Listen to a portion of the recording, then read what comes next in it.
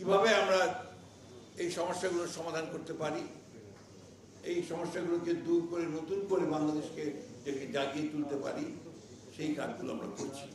এগুলোর জন্য সমস্ত কমিটি তৈরি করেছে আমাদের নেতা, সেই কমিটিগুলো কাজ করে ইতিমধ্যেই অনেকগুলো কাজ সারা হয়ে গেছে।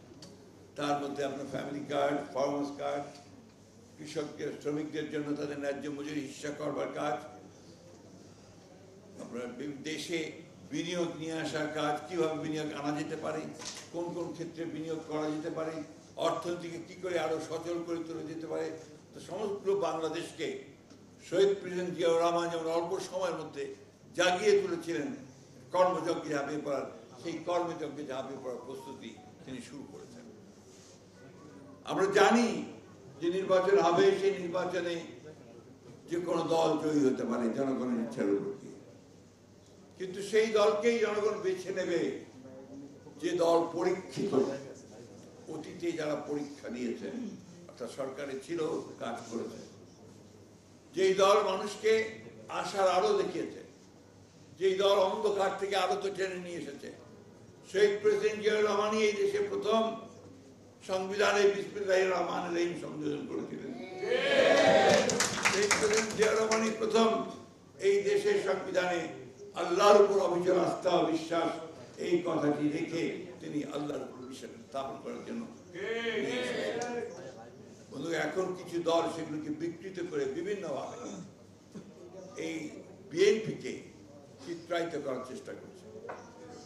যারা বয়স কম তারা জান না, যাদের বয়স একটু বেশি তারা দেখেছেন 1975 সাল 7ই নভেম্বর কি অবস্থার প্রেক্ষিতে শহীদ প্রেসিডেন্ট জিয়াউর রহমানের নেতৃত্বে এই দেশের মানুষ সেই ভারতীয় আধিপত্যবাদের বিরুদ্ধে বেরিয়ে এসে সম্পূর্ণভাবে নিজেদের পায়ে দাঁড়ানোর জন্য নতুন করে তখন বাংলাদেশ, স্বনির্ভর বাংলাদেশ তৈরি করার কাজে ঝাঁপিয়ে পড়েছে।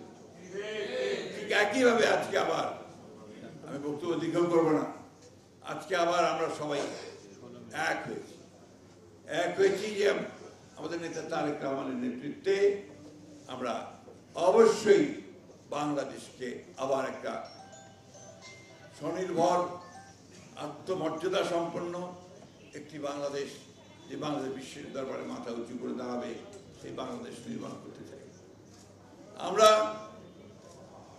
বিশ্বকে জানিয়ে দিতে চাই যে এই দেশের মানুষেরা যেমন লড়াই করতে জানে, সংগ্রাম করে নিজের অধিকার ছিনিয়ে আনতে জানে, তেমনি আবার সংগ্রাম করে লড়াই করে তার যে আর্থিক অবস্থা পরিবর্তন করতে জানে এবং একই সঙ্গে রাজনৈতিক অবস্থার পরিবর্তন করতে জানে, একই সঙ্গে এই দেশের মানুষ সামনে এগিয়ে চলার পথ খুঁজে নিতে জানে। প্রিয় ভাই ও বন্ধুগণ, এই সামনের যে পরীক্ষা, এই পরীক্ষা কঠিন পরীক্ষা।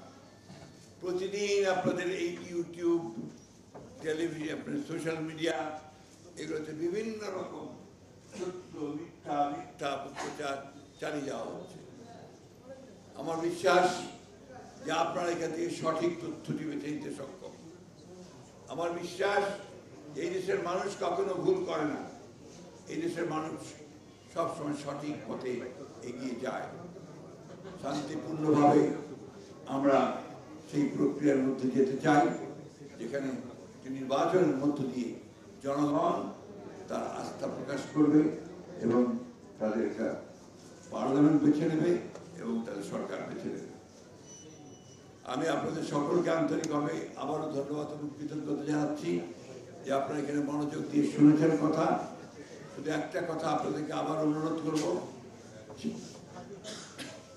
যে সুযোগ আমরা পেয়েছি বাংলাদেশকে নতুন করে একটা গণতান্ত্রিক রাষ্ট্র হিসেবে গড়ে তুলবার, সেই সুযোগ যেন আমরা না হারাই।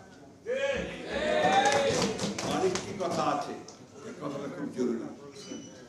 কিছু সংখ্যক মানুষ চেষ্টা করে আমাদের 1971 সালের ইতিহাসকে ভুলে যেতে।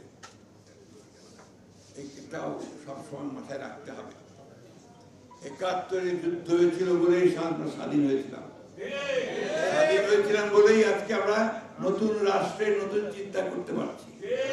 স্বাধীন হয়েছিলাম বলেই কিন্তু আমরা আজকে এই বাংলাদেশকে, বাংলাদেশের মানুষের অবস্থার পরিবর্তন করবার যে সংগ্রাম, সেই সংগ্রামে অংশ নিতে পারছি।